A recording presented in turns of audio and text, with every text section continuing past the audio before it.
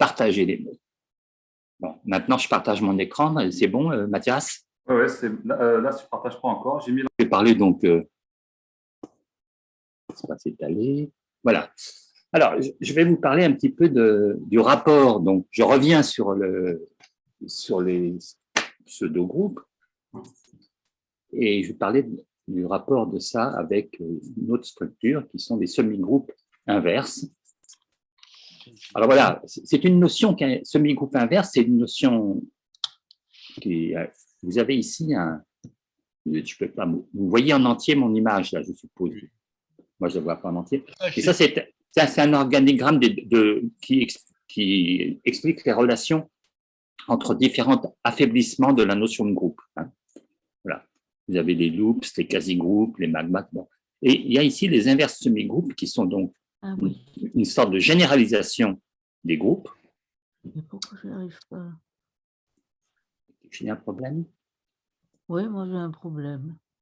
Je n'arrive pas à voir ton écran. Nous, on voit tout. Moi, à mon avis, c'est vos affichages en interne. Il faut que le zoom soit plein écran. C'est que l'application Zoom, je parle de l'application, hein, en haut, soit bien vous cliquez sur le vert sur les Macintosh et sur le petit carré pour les PC. Ben là, j'ai bien fait. Qu'est-ce que je dois faire là-haut?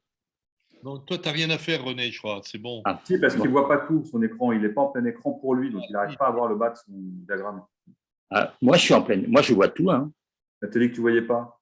Non, mais je ne vois pas la partie droite parce qu'il y a les petites vignettes, c'est pour ça. Ouais, donc il y a quand même un souci. Sinon, on voit tout.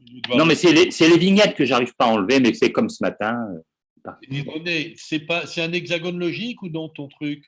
Oui, c'est un hexagone, mais ça n'a pas beaucoup d'importance. C'était pour vous situer les choses. On va continuer. Alors, donc, qu'est-ce que c'est qu'un semi-groupe inverse?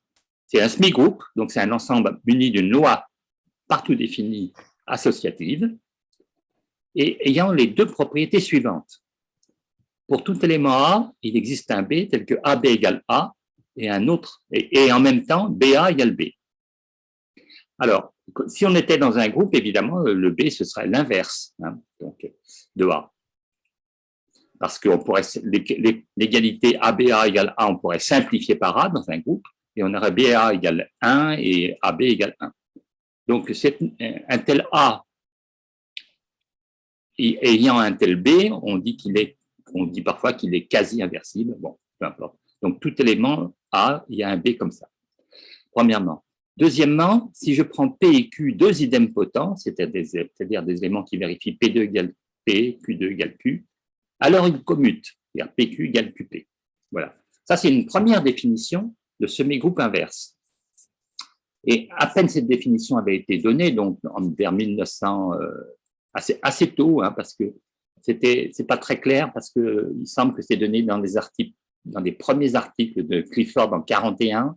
En tout cas, ça figure bel et bien dans Wagner en 52 et dans Preston en 54. Mais à peine cette définition est donnée qu'un peu plus tard, après quelques petits calculs élémentaires, mais quand même assez astucieux, on a démontré que cette notion était équivalente à celle qui est en dessous. Un semi-groupe inverse, c'est un semi-groupe, donc une loi associative, telle qu'on ait la seule propriété que, pour tout A, il existe un unique B qui vérifie ABA égale A et BAB égale B. C'est l'unicité. Autrement dit, mettre l'idempotence en numéro 2, ça revient ça équivaut à mettre l'unicité en numéro 1. Voilà. Et du coup, ce B, étant unique, on le note A' et on l'appelle le quasi. Lui, on l'appelle vraiment le quasi inverse de A. Voilà ce que c'est un semi-groupe. Alors, pourquoi c'est là? Je ne sais pas. Alors, l'exemple principal de semi-groupe qui a été donné notamment par Wagner en 1952, ben c'est justement le semi-groupe des bijections partielles. Mais on peut l'obtenir de la manière suivante. Si j'ai un ensemble E, j'ai un semi-groupe quelconque, a priori, enfin, ce qui n'est pas un semi-groupe inverse, c'est celui des relations binaires sur l'ensemble E. Les relations de E à E, parties de E fois E. Et les relations binaires, on peut les composer, ça fait bien un semi-groupe. Maintenant, une relation binaire donc, est est une bijection locale si et seulement si, bah, pour tout x, il y a un unique y tel que l'on est xr, y, et aussi pour tout y, il y a un unique x tel que xr, y. Donc, du coup, on peut définir le domaine en regardant le domaine de R, c'est-à-dire les x pour lesquels il y a un y, et le codomaine, c'est-à-dire les y pour lesquels il y a un x, bah, une relation qui est une bijection locale est bel et bien, justement, juste la donnée d'une bijection de A vers B, où A et B sont deux parties de E. Vous voyez, donc là, on retrouve effectivement des choses qu'on a manipulées ce matin un petit peu, hein. Et évidemment, les bijections locales vont constituer un sous-semi-groupe des relations qui est un semi-groupe inverse. Alors, pourquoi? Parce que, vous voyez, il faut prendre les bijections locales, donc, on les prend comme des relations, donc on peut toujours les composer, même si en les composant en tant que relation, même si leur domaine et codomaine ne coïncident pas. Donc, vous voyez, il y a ce dessin ici qu'on trouve dans le livre de Clifford Preston. J'en ai une qui est ici, avec son domaine et son codomaine. J'en ai une deuxième qui est ici, avec son domaine et son codomaine. Et ben, je les compose en tant que relation, et ça me fait quelque chose qui va partir, qui aura pour domaine ce qui est ici, l'image inverse, en fait, de la partie commune, et de l'autre côté, l'image directe. Bon, voilà. Donc, c'est bien ce qu'on avait ce matin avec le pseudo-produit. Mais en fait, ici, on se rend compte que le pseudo-produit peut être défini juste comme le produit en tant que relation. Hein, voilà. Autrement, on obtient bien donc le pseudo-groupe des bijections entre parties de E, c'est bien lui qui est là, avec son pseudo-produit, ça devient un semi-groupe, et un semi-groupe inverse, c'est-à-dire chaque élément admet un unique inverse au sens général qu'on a dit. Bon, alors, ce qu'il y a eu de nouveau du côté de chez Ehresmann, c'est que c'est le rapport entre ces semi-groupes. Bon, au niveau de l'exemple de base, c'est le même exemple de base, c'est-à-dire ce sont les applications partielles d'un ensemble dans un autre, soit avec la composition comme groupoïde, soit avec la composition du pseudo-produit. Mais ensuite, cet exemple est en quelque sorte généralisé du côté Ehresmann en groupoïde ordonné, et puis du côté Clifford Preston, du côté donc semi-groupe inverse. Alors, ce qui a été démontré dans les papiers d'Ehresmann, c'est justement qu'on peut faire la même construction d'un semi-groupe inverse à partir d'un groupoïde ordonné général, donné a priori, pas forcément le groupoïde ordonné qui vient donc des bijections locales d'un ensemble. Et alors donc, voilà ce qu'il faut expliquer maintenant, c'est que si on a un semi-groupe inverse, on peut lui associer un groupoïde ordonné, et inversement, étant donné un groupoïde ordonné, on peut lui associer un semi-groupe inverse. Bon. Alors, allons-y. Si j'ai un semi-groupe inverse, je vais construire un groupoïde. Alors ça, c'est une construction en fait, qui est bien connue dans le cas des catégories. Ça s'appelle l'enveloppe caroubienne d'une catégorie. Ça consiste à scinder les idempotents. C'est-à-dire, on prend comme objet de la catégorie, non pas les objets de départ, mais les idempotents sur les objets. Alors, si jamais ces idempotents sont scindés, ben, il n'y a rien à faire, on peut toujours les scinder, mais enfin, ils le sont déjà. Autrement, en prenant ces objets, ces idempotents comme nouveaux objets, on va construire une catégorie plus grande que la catégorie de départ et dans laquelle les idempotents se scindent. Bon. Donc, les objets, on peut faire la même chose maintenant avec quelque chose qui n'est pas une catégorie, mais avec simplement un semi-groupe. Si j'ai un semi-groupe, donc je prends comme objet les idempotents du semi-groupe, c'est-à-dire les P tels que P2 égale P, et un morphisme d'un P vers un Q, c'est un F qui vérifie FP égale F égale QF. C'est exactement comme ça qu'on fait pour l'enveloppe caroubienne. Bon, à ce moment-là, le F', comme on est au départ, on peut le faire avec un semi-groupe quelconque, mais c'est intéressant s'il est inverse. S'il est inverse, on a donc un F' pour F qu'on a vu tout à l'heure, l'unique quasi-inverse. À ce moment-là, F' égale P et FF' égale Q. C'est-à-dire que puisque P maintenant, P est un idempotent, mais dans cette catégorie qu'on construit, P devient l'identité sur l'objet P. Hein. Donc, on va avoir vraiment que F' et F seront de vrais inverses dans l'enveloppe caroubienne, dans le quart de S. Donc on construit ainsi un groupoïde, puisque maintenant tout F a un inverse. Un groupoïde donc, dont les objets sont les idempotents de S et dont les flèches sont les autres éléments de S. Voilà. De plus, quand on a un semi-groupe inverse, on peut définir un ordre sur les idempotents par P plus petit que Q si PQ égale P. Et puis ensuite un ordre sur S tout entier en disant que F est plus petit que G, si et seulement si F' F est plus petit que G', et puis F égale G, F'. Bon, on voit bien comment il faut faire pour en arriver là, si on examine le cas du semi-groupe inverse des bijections partielles. Alors, on a donc comme ça un ordre sur S, et cet ordre est compatible avec la composition et avec l'inversion, de sorte que maintenant, notre caroubi de S, là, qu'on a construit, est non seulement un groupoïde, mais un groupoïde ordonné. Voilà. Donc, à tout semi-groupe inverse est associé un groupoïde ordonné. Le groupoïde est celui des... Donc, de ces...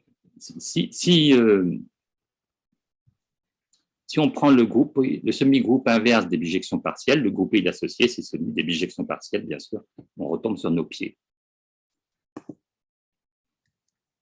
Et donc, alors, dans l'autre sens, hein, je l'ai déjà dit, mais dans l'autre sens, quand on part d'un groupoïde ordonné, en faisant le pseudo-produit, comme ça, c'est justement la partie qu'a fait Ehresmann, en faisant le pseudo-produit dans les groupoïdes ordonnés, on obtient un semi-groupe inverse. Voilà.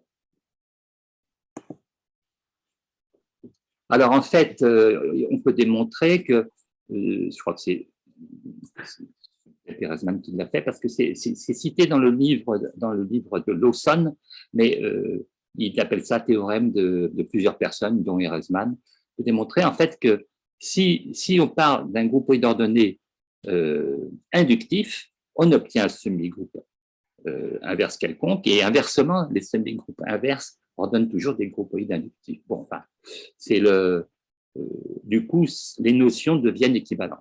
Mais il faut faire attention parce qu'il faut voir ce que sont les morphismes, etc. Là, je n'ai pas le temps de détailler ça.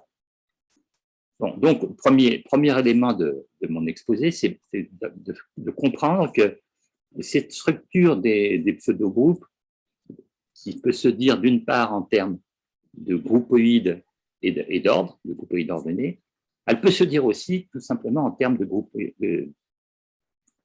semi-groupe inverse, et c'est essentiellement la même chose. Alors, deuxième point de ce que je veux vous dire, c'est la notion qu'a introduit Ehresmann de treillis local, dont André nous a tout à l'heure parlé, hein, qui a été introduit par Ehresmann, avec l'axiome de distributivité. Bon. Le point de départ, c'est évidemment que, en ce qui concerne les questions de localisation et de recollement, les points d'espace topologique n'interviennent pas, en fait. L'espace ne compte au travers du treillis de ses ouverts. Ce treillis est un treillis local, donc il y a des unions quelconques, des intersections finies, et la distributivité comme ça. D'où la définition abstraite d'un local, c'est un treillis distributif complet, avec donc cette formule de distributivité. Donc, Charles Ehresmann a introduit ces treillis locaux comme données de base de la topologie sans point, en principe suffisant pour exprimer la localisation et le recollement de structures. Bon. Alors, arrivé là, on peut se dire, ça c'est bien, en plus on a pas mal d'exemples, mais quel est le rapport avec les structures locales? Là, on est en train de parler, si vous voulez, du fait que dans les treillis locaux, on va pouvoir traiter de la localisation et du recollement des structures. Et puis, d'un autre côté, on a les pseudo-groupes qui sont des groupoïdes. Comment toutes ces choses se mélangent? Eh bien, justement, il y a des théorèmes, un théorème de Barre et un théorème de Joyal-Ternay qui précisent assez bien, les choses. En faisant le rapprochement entre, d'une part, les treillis locaux et les groupoïdes, qui sont les deux outils, si vous voulez, que manipule Ehresmann, et d'autre part, les topos de Grothendieck. Alors, le théorème de Barre nous dit il y a suffisamment de treillis locaux. Alors, ça veut dire, un peu plus explicite, mais pas encore complètement, que tout topos de Grothendieck, donc le faisceau sur un site à la manière de Grothendieck, tout topos de Grothendieck est un quotient d'un topos de faisceau sur un treillis local. Parce qu'on peut faire des faisceaux sur un espace topologique, bien sûr, mais aussi bien de la même manière évidente sur un treillis local. Alors, tandis que les topologies de Grothendieck, c'est sur des objets plus généraux, a priori, que les treillis locaux, qui sont les sites. Bon. Et ben en fait, le théorème de Barre nous dit, d'une certaine manière, les treillis locaux, les faisceaux sur les treillis locaux, c'est déjà assez puissant parce que ça ne contient pas tous les topos, mais tous les topos sont des quotients de topos comme ça. Deuxième théorème qui précise celui de Barre, tout topos de Grothendieck est un conoyau par l'action d'un groupoïde dans la catégorie des treillis locaux. Alors, ce que les gens ont informellement écrit, topos égale local plus groupoïde. C'est-à-dire, autrement dit, si on prend un groupoïde interne à la catégorie des locales, donc on ne prend pas un groupoïde, on ne prend pas un local, mais on prend un groupoïde interne à la catégorie des locales, à partir de là, on peut engendrer n'importe quel topos. Comment? En prenant, premièrement, les faisceaux sur le local en question, et deuxièmement, en tenant compte de l'action du groupoïde. Et voilà, et comme ça, on obtient tous les topos de Grothendieck. Donc, d'une certaine façon, ce théorème de Joël Ternay, qui est assez bien, nous explique que, en quelque sorte, les deux outils que manipule Reisman sont, entre guillemets, équivalents à celui de Grothendieck, avec peut-être certains avantages, c'est-à-dire que on sépare, dans la notion de local qui est prise en compte de manière globale dans les sites de Grothendieck, on arriverait, par ce théorème, à séparer un aspect local au sens spatial, je dirais, et un autre type de local qui est au sens du déplacement par un groupoïde. Il faudrait réfléchir un peu pour essayer de voir si ça a du sens de tenter ce distinguo, mais ça pourrait être intéressant. Alors, voilà. Alors, puisqu'on a parlé de ça, maintenant, je crois que j'aurais terminé avec ça. Non, pas tout à fait. Oui. Je surveille l'heure. Hein. Je vais peut-être un peu vite, mais voilà. Alors, maintenant, on vient de voir donc un premier rapport entre les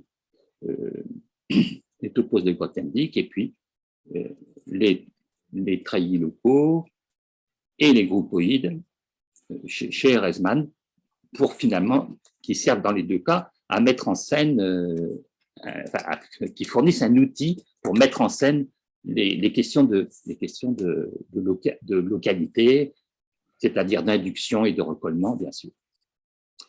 Alors, il se trouve qu'il y a chez Grothendieck, dans sa notion très générale de topos, une notion particulière qui s'appelle la notion d'étendue. Une étendue, c'est un topos particulier qui est localement un espace topologique. Bon.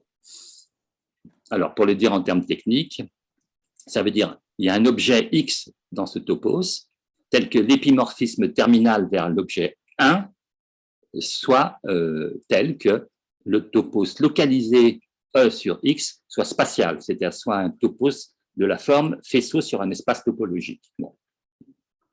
Je vous fais grâce vous avez le droit de ne pas comprendre tout de suite ce que ça veut dire, mais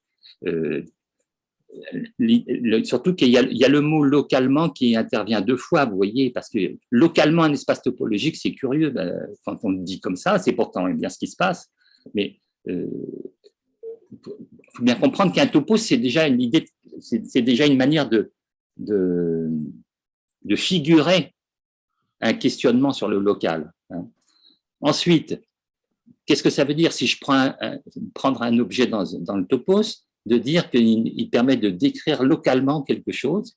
Et troisièmement, qu'est-ce que ça veut dire que ce quelque chose soit lui-même de nature topologique, c'est-à-dire local en un autre sens encore. On a l'impression que dans cette définition, techniquement elle est impeccable, mais il y a un mélange assez subtil entre peut-être trois sens du mot local. Bon. Et on n'a pas le temps de développer ça, mais ça aussi, ça pourrait être intéressant de bien y réfléchir. Alors, variante à l'axiome 2, c'est que tout simplement, X est tel que X, il y a un épimorphisme de X vers 1, et au lieu de dire que E sur X est spatial, dire que E sur X est engendré par les sous-objets de 1. Bon, cette variante n'est pas compliquée, c'est parce qu'en fait, une manière de montrer qu'il est spatial, c'est de prendre des sous-objets de 1 comme espace sur lequel E sur X est constitué des faisceaux sur cet espace. Alors, maintenant, ce qui est intéressant, c'est un théorème de Rosenthal. Si je prends les préfaisceaux sur une catégorie, donc vous avez entendu parler tout à l'heure avec André qui expliquait un petit peu l'intérêt de ces préfaisceaux, c'est-à-dire les actions d'une catégorie sur un ensemble. Eh bien, le topos des préfaisceaux sur C, que l'on note ans puissance COP, c'est un topos, on le sait, eh bien, c'est une étendue, dans un cas très simple, c'est lorsque la catégorie C n'est composée que de monomorphismes, que de flèches, que d'injections, si vous voulez, que de flèches simplifiables du bon côté. Donc, en particulier, dès que la catégorie C comporte autre chose que des monos, ce topos n'est pas une étendue, mais voilà. Ça, c'est un théorème qui permet bien d'avoir une intuition de ce que veut dire étendue. On pourrait d'ailleurs, si vous voulez, on va essayer d'ailleurs de prolonger ce théorème pour caractériser toutes les étendues. Alors, à cet effet, on est obligé de changer un petit peu la définition d'étendue. Je crois que c'est Lovir qui a proposé ça. Au lieu de dire dans la définition d'étendue qu'on veut que ce soit spatial, que ce soit spatial, on dit maintenant, et c'est une notion un peu plus générale, qu'une étendue est telle que le topos E sur X est un topos localique, c'est-à-dire de la forme des faisceaux sur un treillis local.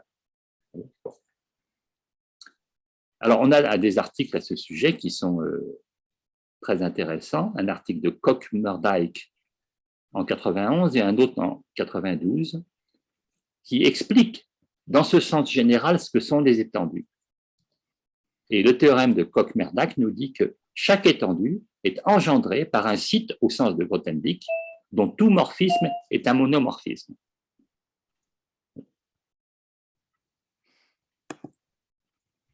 Alors, on a compris un peu le rapport donc, entre les étendues et les monos. Ça, c'était pour comprendre un peu la notion d'étendue et des sites qui vont avec. Alors, je voudrais, je crois que ça se termine là. Oh là là, qu'est-ce que j'ai fait? Je voudrais, pour terminer, montrer comment, à partir de là, on peut comprendre comment les groupoïdes ordonnés permettent de décrire les étendues.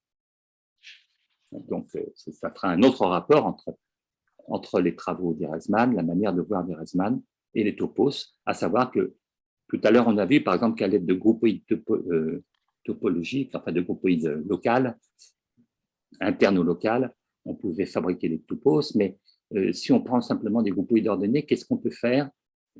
Est-ce qu'on ne peut pas fabriquer des topos un peu plus précis, un peu plus particuliers? La réponse est oui, c'est les étendues. Alors voilà comment on procède. On va essayer d'aller de construire quelque chose qui va des groupoïdes ordonnés aux catégories formées uniquement de monomorphismes, dont on a vu qu'elles permettent de décrire les étendues. D'accord? Alors, c'est Lawson et Steinberg, dans un article de 2002, qui a dû paraître dans les cahiers de topologie, je crois, explique comment faire. Si je prends une catégorie qui est formée uniquement de monomorphismes, je peux fabriquer un groupoïde ordonné de la manière suivante. Alors, les éléments du groupoïde ordonné sont des classe d'équivalence de span. Alors là, vous voyez, j'ai fait un dessin parce que je n'arrivais pas trop à le faire, mais le A est au milieu là, de mon dessin. Vous voyez ma flèche? Au milieu, là, il y a un objet, puis il y a une flèche qui part, qui s'appelle A à gauche, puis une autre qui part, qui s'appelle B. Donc ça, c'est un span comme les a manipulés André tout à l'heure. Le span, je vais le noter AB.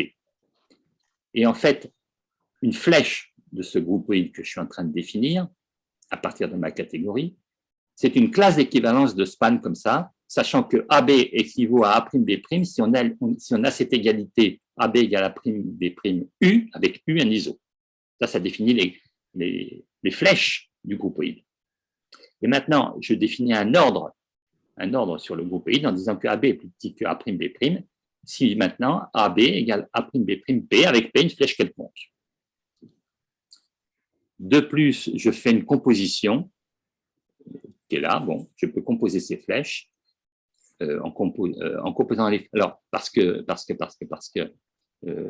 si vous voulez, si j'ai la flèche AB, sa source et son but, c'est BB et c'est AA. Donc là, j'ai écrit la condition si BB égale CCU, c'est-à-dire si les deux flèches AB et CD se suivent, alors le composé ABCD, c'est ADU. Bon, on pourrait réfléchir en regardant le truc pour voir que ça marche bien. On a bien un groupoïde ordonné. Toute catégorie qui est composée uniquement de monomorphismes détermine de cette façon un groupoïde ordonné G de C. Dans l'autre sens, si j'ai un groupoïde ordonné, je peux lui associer une catégorie formée uniquement de monomorphismes. Un objet de cette catégorie, c'est un couple EX, avec E un objet de G, et X une flèche dont le codomaine, le but, est plus petit que E, pour l'ordre du groupoïde. Et ces flèches, on va les composer. Un peu comme la composition, pas plus qu'un peu d'ailleurs, de la même façon que la composition dans les catégories d'hypermorphisme que manipulait André tout à l'heure. C'est-à-dire, on voit ça comme la flèche E comme en bas, et X comme un élément dans la fibre au-dessus du but de E. La composition se fait un peu de la même manière. Mais la différence, c'est qu'on fait une composition par pseudo-produit. Voilà. Alors, donc je pars d'un groupoïde ordonné, et je fabrique comme ça une catégorie avec ces objets et avec ces flèches que je compose dans le groupoïde ordonné par le pseudo-produit, puisque j'ai un ordre et un produit, je peux faire du pseudo-produit ici, et ce pseudo-produit est évidemment associatif et définit donc cette catégorie qui se trouve être effectivement monomorphique. Ça, c'est très élémentaire, c'est un peu long, mais très élémentaire de démontrer ça. Donc, ces deux passages des groupoïdes ordonnés aux catégories monomorphiques et inversement donc, sont décrits dans l'article de Lawson-Sternberg. Voilà. Du coup, puisque les étendues se décrivent comme des topos, du genre faisceau sur un site, sur une catégorie monomorphique, et comme les catégories monomorphiques peuvent être construites à partir de groupoïdes ordonnés, vous voyez que les étendues peuvent s'obtenir sous la forme d'un topos sur un site de la forme C de G, c'est-à-dire la catégorie ordonnée associée à un groupoïde ordonné, la catégorie monomorphique associée à un groupoïde ordonné, avec J une topologie Grothendieck. Et donc, des sites particuliers de ce genre vont avoir comme topos de faisceau exactement les étendues. Maintenant, dans l'article de Lawson, il est expliqué comment le J qui est ici peut être remonté, qui est une donnée sur C de G, donc, comment ce J qui est ici peut être remonté en une donnée sur G, et Lawson-Sternberg appelle cette donnée sur G une topologie d'Erasmus. Alors, ça veut dire que les axiomes pour J d'être une topologie Grothendieck, J c'est la donnée des cribles, etc., eh bien, si on regarde ça élément par élément, ça fait des éléments dans G qui définissent sur G cette, entre guillemets, topologie d'Erasmus avec des axiomes qui s'expriment directement dans G sans avoir maintenant à passer par C de G. Bon, voilà donc le schéma. avec la notion. Donc, on arrive à comprendre que de cette façon, partant d'un groupoïde ordonné, on peut, disons, décrire les étendues, puisque une fois qu'on a fait la remontée ici, je ne vous donne pas les axiomes que donnent Lawson et Sternberg pour les topologies d'Ehresmann, mais on voit donc qu'un groupoïde ordonné, à partir d'une telle donnée, directement, on peut décrire les étendues. Voilà, c'est fini. Moi, j'ai pas... Il y a un petit plaisantin qui dit déjà. C'est vrai? Il y a quelqu'un qui n'était pas lassé, non? Ben non, mais c'était. J'aurais pu le. Bon, ici, j'aurais pu donner un peu plus d'explications sur les formules, là, bon. Mais de toute façon, vous pourrez regarder Oui, la projection et faire les calculs vous-même. L'intéressant, c'était juste de montrer qu'il y a des passages entre semi-groupe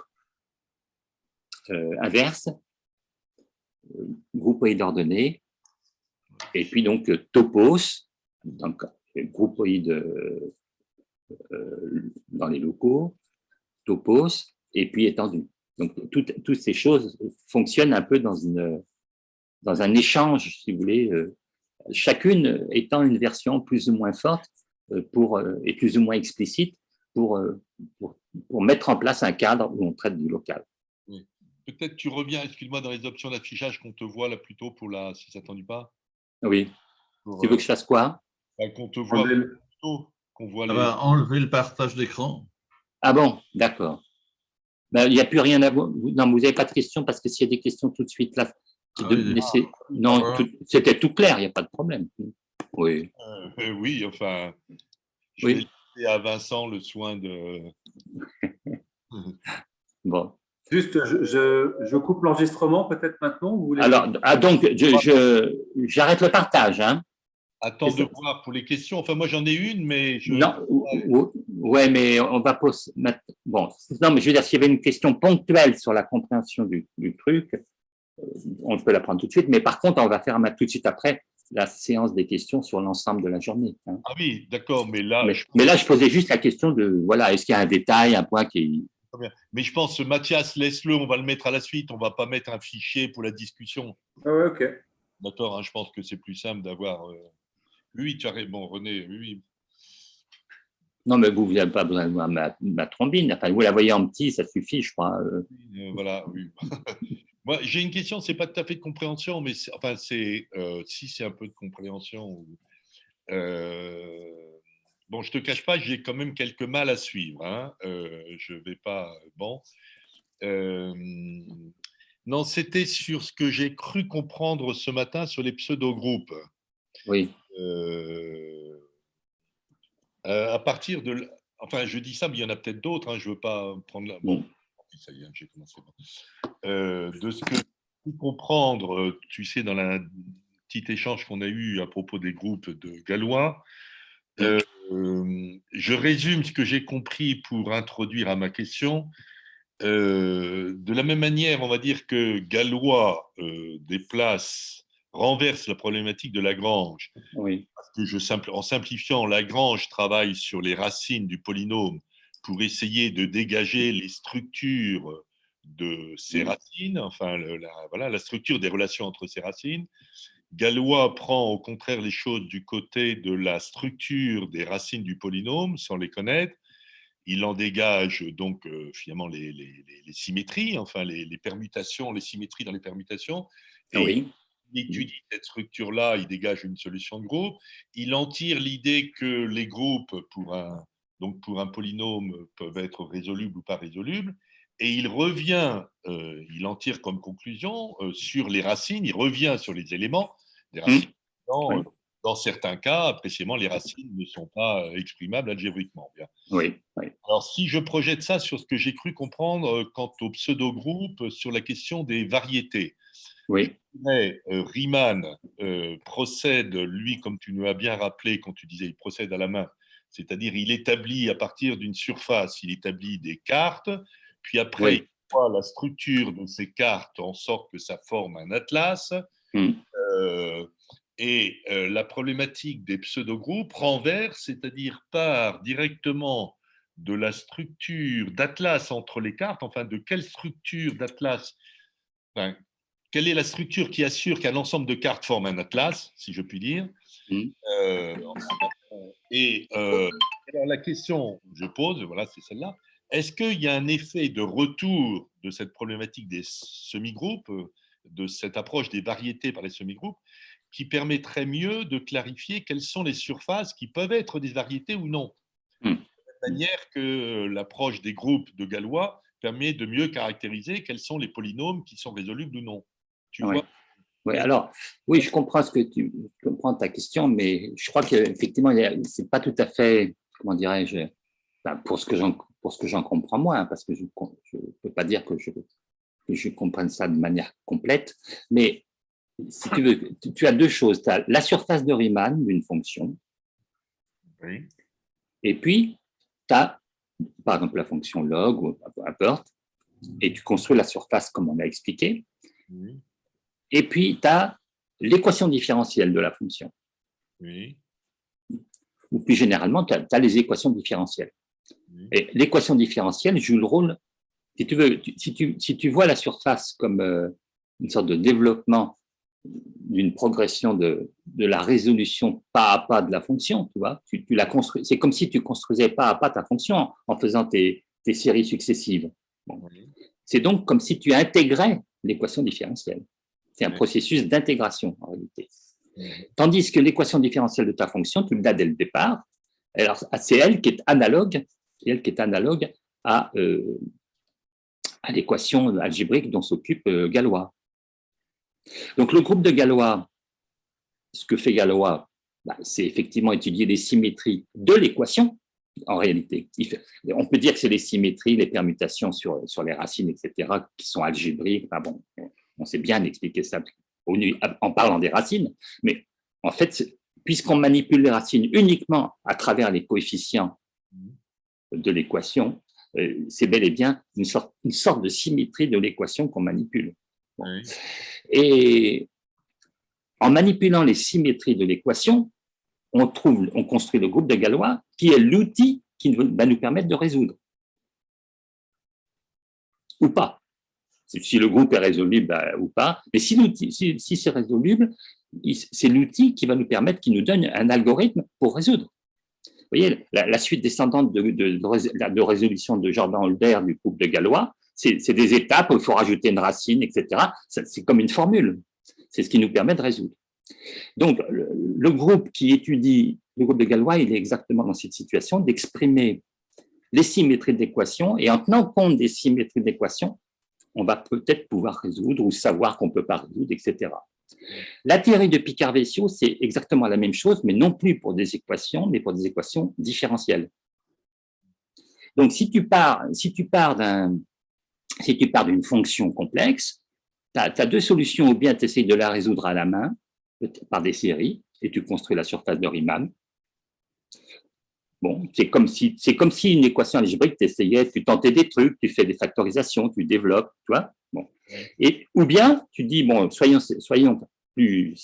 galoisiens, c'est-à-dire, essayons d'étudier, pour la fonction en question, comment elle est produite, la fonction elle-même, c'est-à-dire les symétries de son équation différentielle.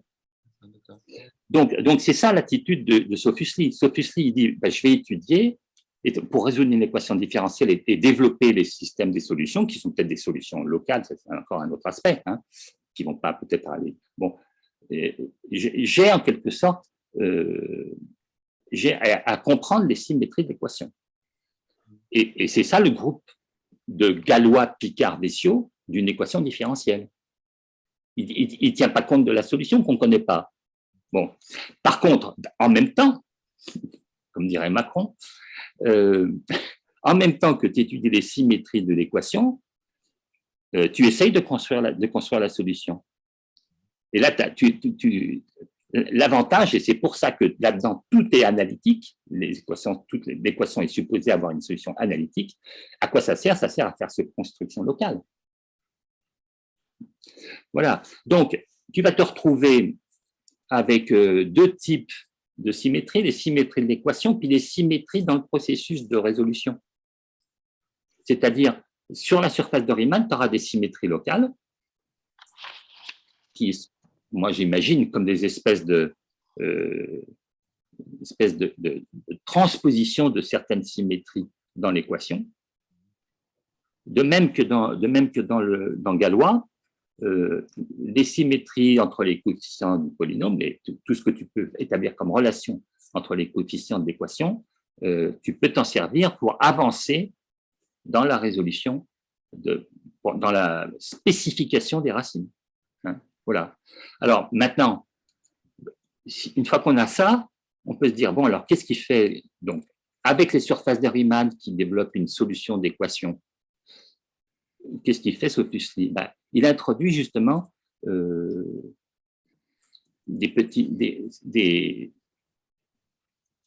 il se sert, il essaye d'introduire, d'étudier les symétries, voilà, d'étudier les symétries de l'équation différentielle. Hein, voilà. Alors, et pour étudier les symétries, moi je dirais qu'il faut justement étudier les symétries locales dans la surface de Riemann correspondante. Et c'est là qu'intervient un pseudo-groupe. Mais ce pseudo-groupe, il est pas directement, il est lié à la résolution de l'équation, mais au niveau de tentative de résolution. Je ne sais pas si je me fais bien comprendre. Mais alors, ça renvoie à une autre question, enfin, une question, si j'ai bien compris. Quel est le rapport entre groupe de Lie et pseudo-groupe, alors? Ah ben voilà, c'est ça. Ah oui. Justement, c'est ça. Le rapport, c'est que si tu prends, c'est pour ça que je vous ai montré la petite image de la sphère avec le déplacement parallèle. Hein. C'est que si tu as un pseudo-groupe de déplacement, de transformation locale, ça permet de faire un déplacement. Oui, bien sûr. Enfin, disons que si tu es sur une surface plongée, enfin, c'est un peu… Bon, et du coup, tu peux partir d'un point et revenir au même point. Et à ce moment-là, le déplacement que tu produis sur les données infinitésimales te donne quelque chose au niveau du point sur les vecteurs tangents si tu supposes une structure différenciable. Hein. Et c'est ça le groupe de Lie. C'est ça la structure de l'algèbre de Lie. Bon. Maintenant, le groupe de Lie, il est sous-jacent. Comment on pourrait le décrire? C'est le groupe… à partir du germe de groupe de Lie, comment on peut décrire? On décrit donc à peu près comme ça par les cheminements. On va décrire l'algèbre de Lie. Bon, alors, quand on a l'algèbre de Lie, on peut retrouver éventuellement le groupe. Ce qui se passe, c'est que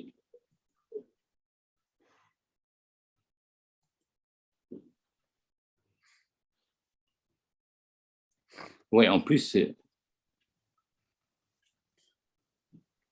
je dirais que c'est la partie… Non, je ne saurais pas bien le dire. Enfin, de manière classique, on s'est retrouvé le groupe de Lie à partir de l'algèbre. Mais chez Lie, ce n'est pas fait. Lie se sert du pseudo-groupe, enfin du germe, pour construire, en fait. C'est pour ça que j'ai donné l'indication d'Armand Borel, hein, qui dit que c'est pas très clair, c'est justement pas très clair si Lie nous parle du groupe de Lie ou de l'algèbre de Lie. Alors, attends, une dernière question, puis après j'arrête je laisse oui. Mais moi, je ne saurais pas dire beaucoup plus. Oui. Non, mais c'est intéressant ce que tu réponds.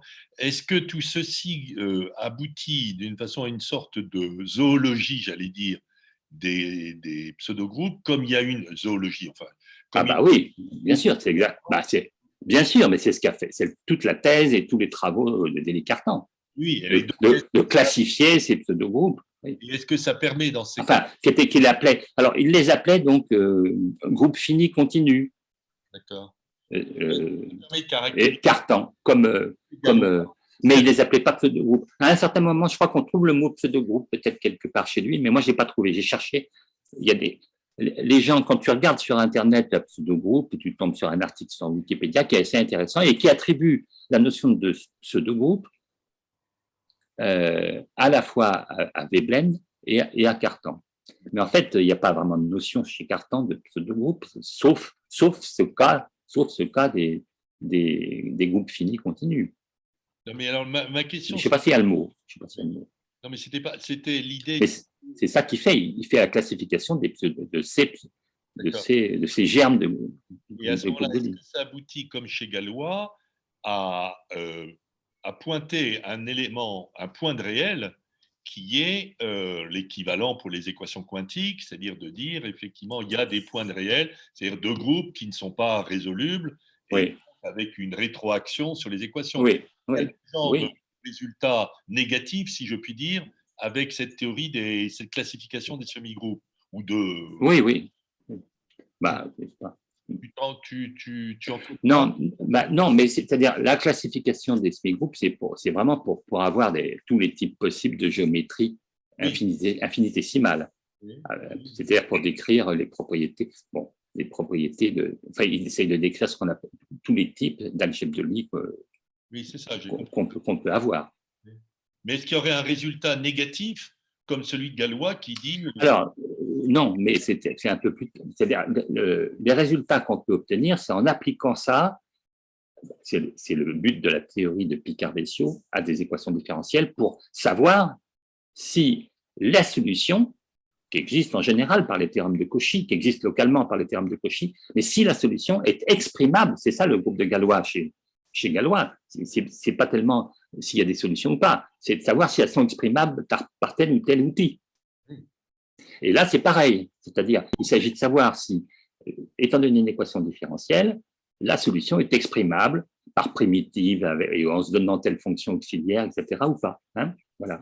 Alors là, quand on calcule le groupe de Picard-Bessiot d'une équation différentielle, eh ben, effectivement, on a le même truc que chez Galois, c'est-à-dire si ce groupe est résoluble, eh ben, ça veut dire que la solution est exprimable par tel et tel moyen. Voilà. Mais par contre, cette théorie de Picard-Bessiot, elle est d'un usage à l'époque, elle est d'un usage assez limité. Par exemple, la fonction d'erreur, la fonction ERF, hein, qui est la fonction qui calcule la courbe en cloche de Gauss. Cette fonction-là, on satisfait une équation différentielle assez simple, et bien avant d'avoir cette théorie, on a pu montrer qu'elle n'était pas exprimable par primitive, comme on dit, par primitive de fonctions élémentaires. Donc, ça veut dire que le groupe de Picard-Bessiot de son équation différentielle n'est pas résoluble. Et alors, est-ce que ça… Mais ça, on l'a fait avant même de considérer ce groupe. Hein. Je crois que c'est peut-être Liouville qui a fait ça, je ne sais plus. Et est-ce que ça aboutit donc à quelque chose qui serait certains types de surfaces ne peuvent pas être des variétés riemanniennes, c'est-à-dire ne peuvent pas supporter d'atlas? Un atlas riemanien, ça veut dire avec des changements de cartes conformes, etc. Oui, exactement. Mais enfin, ça aboutit à classer les surfaces. Oui, peut-être, mais ça, je ne peux pas. Peut-être, oui, probablement. Mais peut-être donner une autre indication, c'est que cette théorie de Picard-Bessiot, on a vraiment cherché à l'étendre et à la perfectionner. Or, un perfectionnement que j'ai trouvé important, c'est celui fait par Pomaré, un mathématicien français, qui s'est justement servi de la cohomologie de Spencer, laquelle cohomologie de Spencer a été développée à partir de Kodera-Spencer et donc de l'étude des pseudogroupes d'Ehresmann. Il y a une espèce de retour aux questions galoisiennes après tout un voyage qui a permis de préciser exactement ce qu'on entendait par local, etc. Donc, c'est vrai qu'on peut lire ça comme une espèce de… C'est vraiment un polar, quoi. Hein. Moi, je trouve, d'aller chercher… ce qui est sûr, c'est que dans ce roman policier, il y a quelques coupables importants, quoi, des gens qui ont commis un certain nombre de graves actions, et Ehresmann est l'un des grands coupables, en ayant introduit les structures locales. Toi, tu es le Hercule Poirot, finalement, de la situation. On pourrait dire que j'essaye, parce que, ou alors peut-être seulement comment il s'appelait le héros de Gaston Leroux, là, le journaliste, Rouletabille. Moi, je préférerais me voir comme Rouletabille plutôt, tu vois. Merci en tout cas, René. Merci.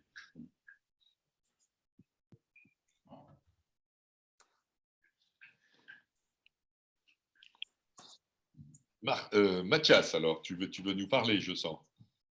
Non, non, je dois avouer que, bon, un peu comme toi, je vois à la fois, j'ai eu beaucoup d'intérêt à écouter, mais j'ai été un peu, j'ai décroché là à partir d'un moment donné. Il faudra que je réécoute.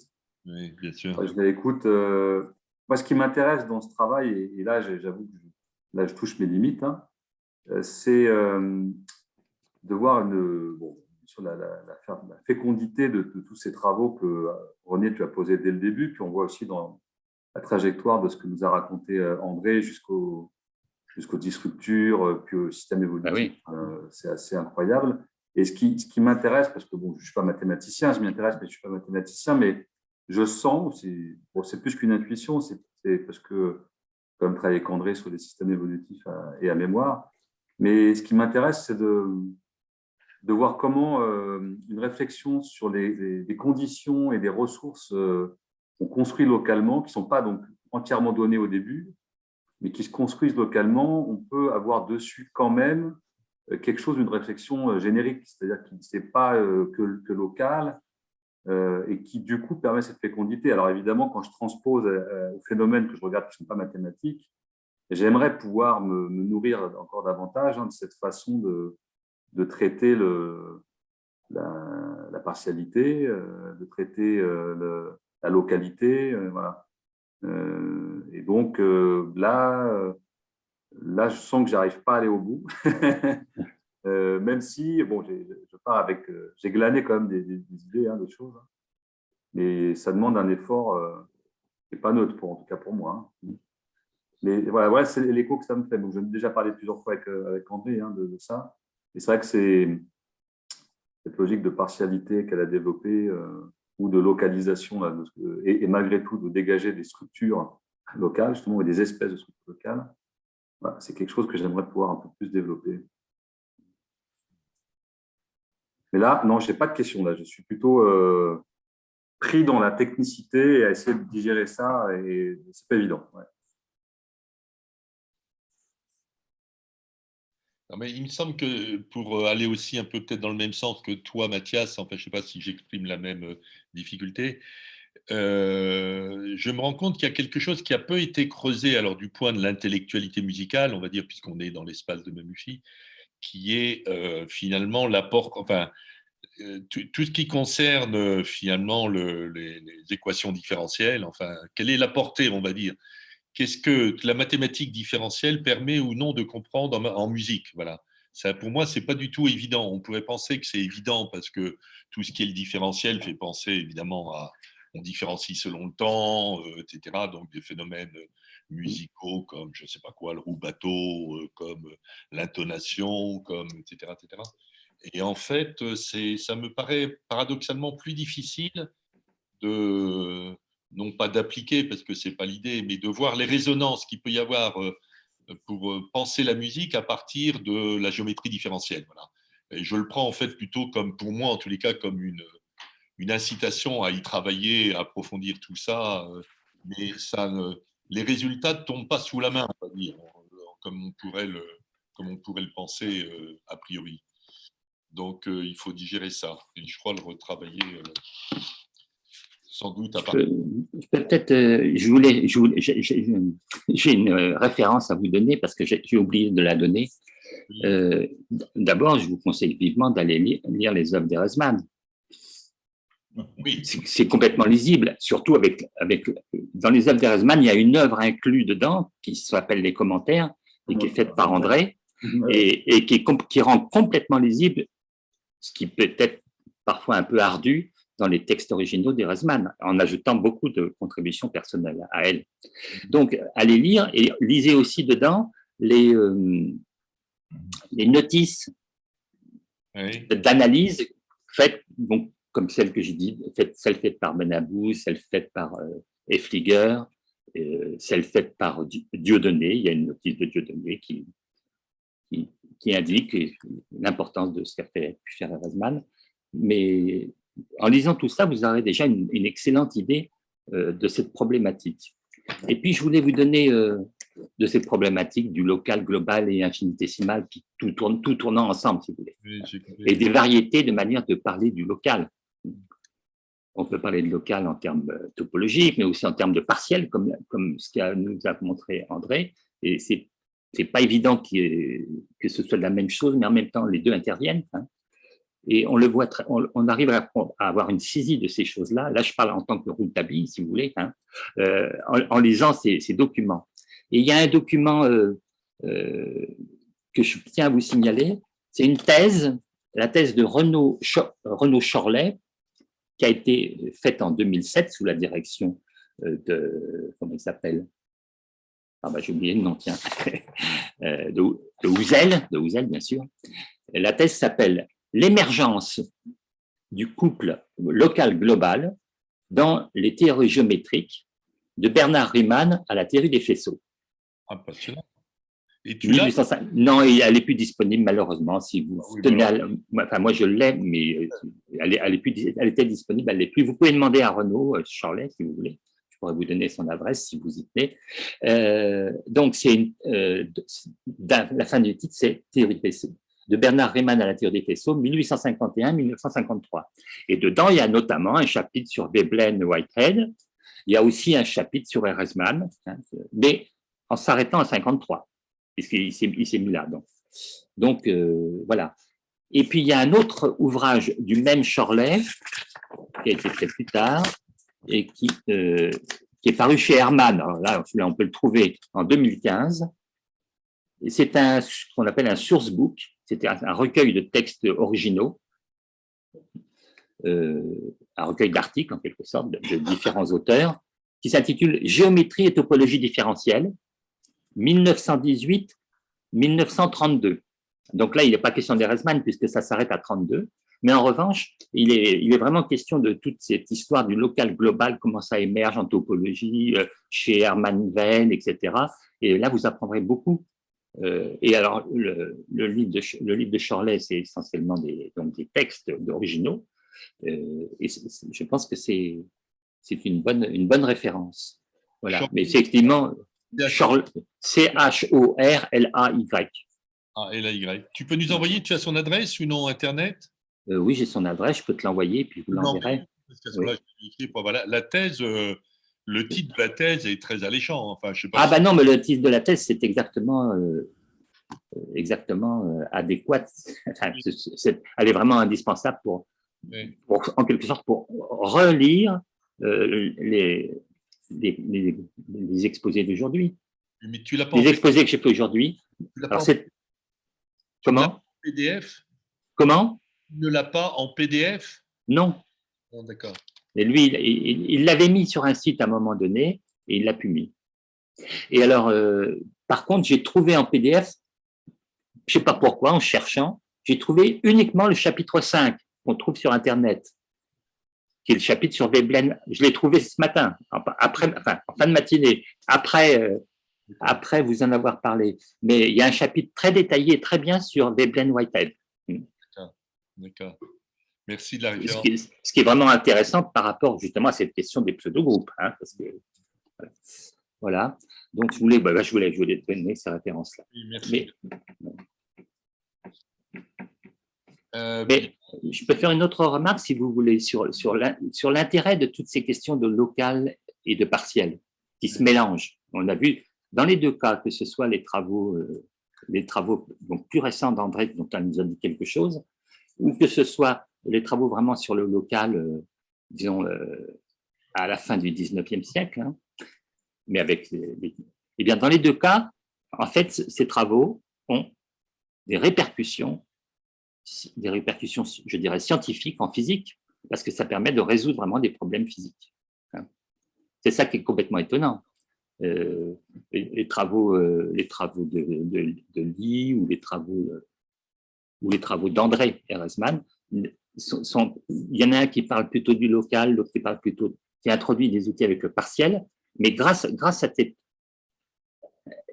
installation d'un outil pour traiter du local ou du partiel, donc, eh bien, on se donne les moyens de résoudre des problèmes physiques. Moi, je trouve que c'est quand même important à souligner. Parce Oui, et dans le cas même d'André, enfin, je vous laisse parler là, mais moi, ce que je trouve intéressant, c'est que ça ouvre justement un domaine qui n'est pas, justement, qui n'est pas le domaine classique de discussion entre les mathématiques et la physique, mais ça ouvre à la biologie biologique et à des phénomènes ce que fait André, oui. dynamiques. Voilà, Tout à fait. Et c'est ça qui m'intéresse beaucoup. Mais c'est vrai que du coup, là, cette thèse, j'ai pris note. J'ai vu qu'elle était en papier, donc je vais aller voir dans la bibliothèque de ma fac. Donc j'essaierai de voir si je peux la trouver. Enfin, si jamais, François, tu arrives à la voir PDF, ça m'intéresse. Sinon, j'essaierai de la scanner, on verra si j'arrive. Il ne faut pas que je le dise sur la vidéo, je ne le ferai pas. mais oui, ça ouvre à ça, je comprends. Et c'est vrai que dans le dialogue entre les maths et d'autres disciplines, ces outils qui s'inventent et où il y a ce jeu entre local global, partiel, élargissement. Je trouve que le schème de l'élargissement, on voit vraiment, alors là, pour le coup, très nettement dans l'exposé d'André, qu'elle avait déjà présenté autrement dans une conférence Temps et incomplétude. Oui. C'est des choses qui, personnellement, je trouve, aident à penser des phénomènes, justement avec des outils conceptuels qui viennent pas, qui ont été développés avec leur propre logique, ou leur propre intellectualité, comme dirait François, mais qui peuvent inspirer, raisonner quand on regarde d'autres phénomènes. Donc, il y a le physique, oui, il y a le biologique, et moi, je m'intéresse un peu à des dynamiques aussi sociales. Hein. Donc, c'est pas tout à fait pareil, hein, je ne les rabats pas les uns sur les autres. Bien, bien. Oh, bah, il nous reste encore 4 grosses minutes. Hein. En tous les cas, envoie-moi l'adresse électronique de Renaud Charlet, là, parce que Renaud Charlet, C-H-O. CHOR. Ouais. Oui. Ben, comme ça, si vous voulez lui demander, il aura peut-être des exemplaires à vous donner. Ouais, ou bien il a peut-être fait des articles qui développaient telle et telle partie. Oui, puis surtout, il l'a peut-être en PDF, en fait. Ça serait tellement plus simple. Oui. Bah oui, puisqu'il l'avait mis sur un site. Oui, donc là, bon. Est-ce qu'il y a une dernière question dans la salle ou en ligne? Et puis sinon, après, il reste 3 minutes. Bon, oui, on peut. 3-4 minutes. Dans la salle, je ne sais pas, non. Et en ligne? Oui, alors il y en a un qui, oui, évidemment. Il y en a un qui demande « Et Dieu dans tout ça ?» Évidemment, bon, ça, c'est la question qu'on laissera à Rouletabille, oui. Oui. Bon, passons. Mais... Erasmus avait une réponse à ce sujet, à cette question. C'est laquelle? C'est tout ça c'est le poème qui est au début de son livre Catégorie et structure. Pardon, oui. Alors, il s'agit de structurer les structures. Et le dernier vers, c'est « Et tout ça pour amuser Zeus ». D'accord. Pas mal, d'accord. Bon, bah écoutez, je vous propose qu'on termine la journée là-dessus, il me semble. C'est une belle conclusion. Mathias, toi qui surveilles, il n'y a pas de chat, etc. Enfin, il n'y a pas de... Non, il n'y a pas, non.